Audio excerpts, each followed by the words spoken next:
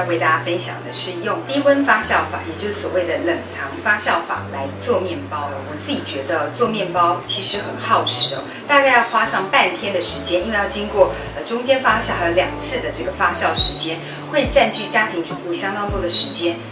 冷藏低温发酵法的方式哦，有一个最大的好处就是可以把我们的时间缩短，我们可以分2天来做面包。我觉得这个时间就可以变得相当有弹性，可以来运用了哦，就不会整个时间被做面包给绑死。另外一个好处是因为低温发酵法的关系，我们减低了酵母的用量，我们增加了水分，所以会让整个面团除了没有太过度的酵母的酵味以外呢，它还会让这个面团保有相当多的水分呢，所以吃起来里面是非常湿软的。我觉得有别于用正常程序来做出来的面包，所以我个人相当喜欢，也推荐用冷藏低温发酵法来做面包。那我们一起来看看用低温冷藏发酵法，然后我们用这个平底锅的方式来烘焙这个面包呢，一起来看一看备料了哦。那我们今天呢搅拌的部分哦，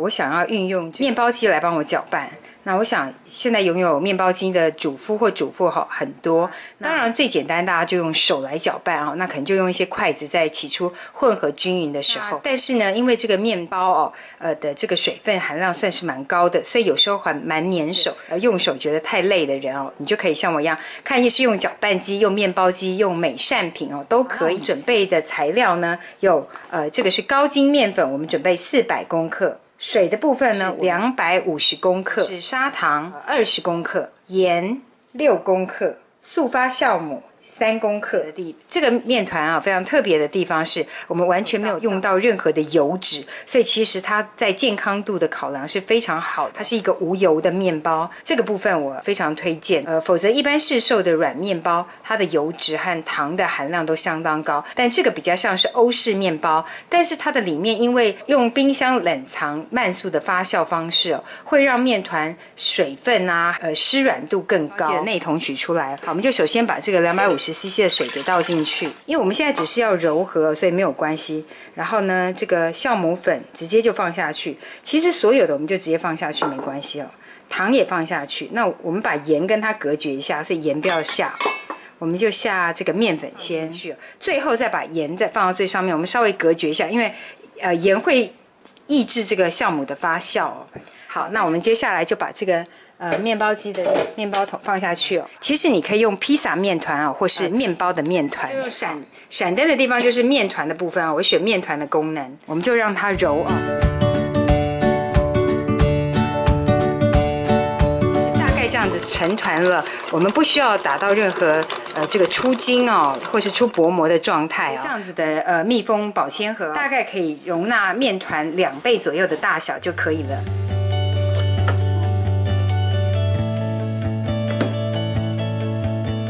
记得这个要取出来哦。面团取下来以后，它有一点点的粘手哦，是正常的，因为这个是一个水分算是高的面团哦。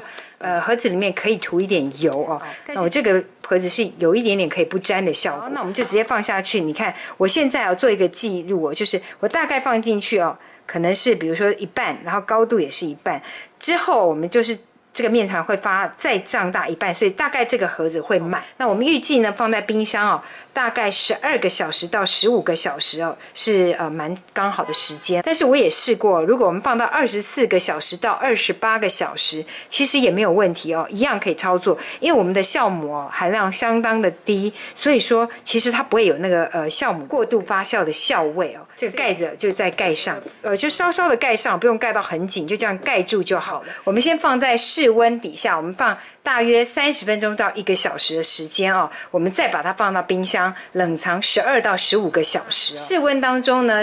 大概夏天哦就可以放30到40分钟，这个冬天的时候记得就放1个小时左右的时间哦。我就要放到冰箱的这个冷藏室哦，来冷藏发酵这个面团。那已经放了13个小时的这个面团哦，大家可以从外表看，已经膨胀成几乎满盒了，好可爱哦。我可以让大家看一下，但是其实你不用打开哦，我先让大家看一下它的状况，好可爱哦！你看密封保鲜盒哦，它可以让水分不会散失的很快。我建议大家一定要使用，否则因为冰箱是一个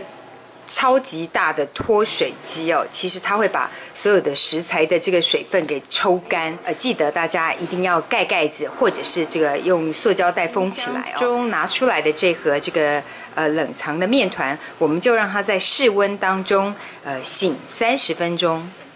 在醒面的同时呢，我们来做一点小小的美劳，因为我们待会其中的一半的面团我们要用平底锅来示范烤平底锅的面包。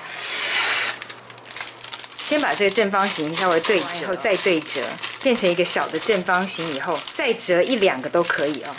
再折2个好了，可以，那就变成一个像甜筒状态的三角形的纸哦。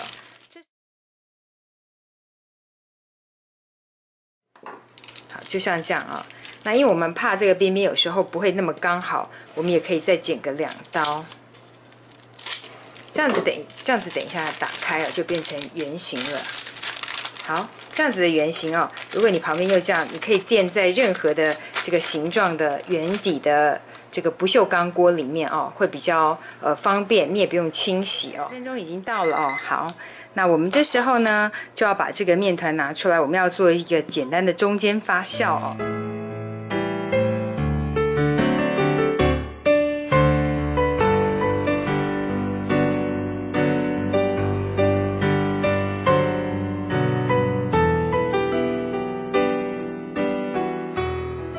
这就是老面的面种。有人会说，下一团的面会更好发哦，那就有人就不洗它，然后所以你可以连续做哦。好，那这个操作的垫子上面稍微的撒上一些手粉哦，这个气哦排掉就好。我们就这样轻轻的，这样轻轻的压，把它里面的这个2氧化碳哦稍微的排出来哦。很多气体，因为也放了一整天了，就大概气体出来就可以了。这时候我们就来分割哦。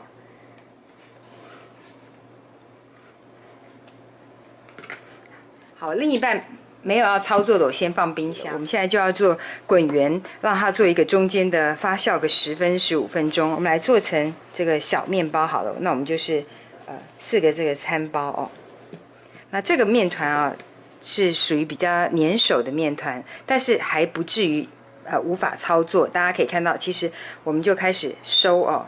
我就把它往中心点收。就往一个地方收，那有的人手法很多哦，有人会往这个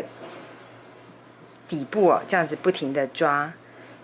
这是很多师傅有很多手法哦。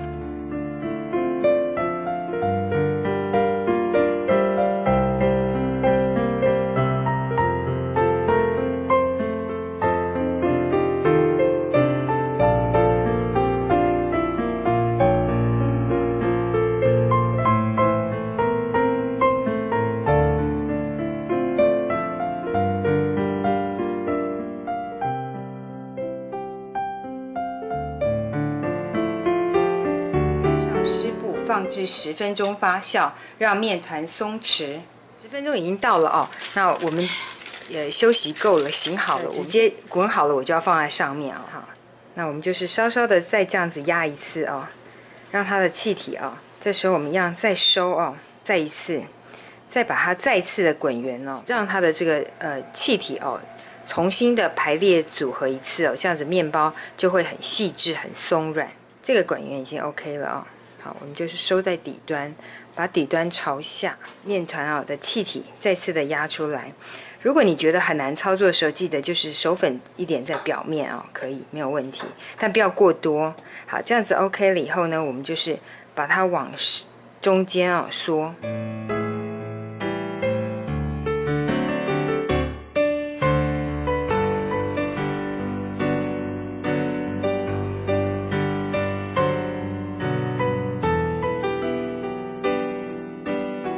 那像这种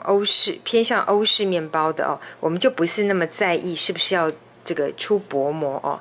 通常会要出薄膜的是这个吐司哦。那我们这个4个小面包呢，我们就让它完成最后的发酵，我们要让它发酵30分钟左右的时间。好，那现在在旁边休息的时候，我们就一样盖上这个湿布。30分钟已经到了哦。好，我们像我这个是大的披萨盘呢，我觉得它很好用，这样子我可以不会破坏到太多面包哦，直接放到平底锅当中。我们这个锅子一定要烧热哦，我们要让它呈现的跟这个烤箱一样，我们要先预热到是热的状态。我们要确定哦，我们的锅子是够热的，让它进去以后，瞬间像是一个小烤箱，大家可以看到水珠慢跑成为大荷叶状，这样是温度非常好的时候。好，那这时候我们关小火，转到几乎是最小火，我们要让它慢慢在里面烘烤，否则底会这个黑掉。如果你是一般用这个不粘锅的朋友，你就可以不用热锅，直接就把它放进去，因为不粘锅它的导热性很快，它里面夹的是铝哦，所以还会再发起来，所以会变得更大哦，所以还是要有一点空间。明显看到哦，这个面包在里面哦发胀的非常的好，所以记得火力一定要保持最小哦。如果热完锅之后，不要忘了，否则会真的会焦掉哦。其实你可以用烘焙纸来看，如果你发现火力太大哦，这个烘焙纸会开始变黄。那如果说太过高温哦，烘焙纸下去以后会瞬间变黑。是参考哪一种的食谱？我建议大家一定要学会弹性这件事哦，因为我们毕竟跟这个食谱的原作者，他的锅子、炉具哦都完全的不相同，大家有自己的环境条件，所以一定要自己试出来才是你自己的食谱哦。像我自己通常发现，我照着某些的食谱，我通常一定要做微调，因为不可能完全一样，因为炉子就不一样，所以锅子也不一样，绝对不会是一样的时间。那我觉得这些时间只能给我们做参考。像我今天呢，我用这个锅，它的保热度相当的好哦，然后呢，它的恒温效果也很好，几乎跟铸铁锅是一样。我使用的时间相当的短，我大概总共只花了13分钟哦，两面就烘烤好了。但是我看一般的食谱哦，都是单面要12到15分钟，翻面在7、8分钟之类的哦，甚至有的翻面10分钟都有。但是我觉得这个部分真的要完全看自己来试你的工具做调整。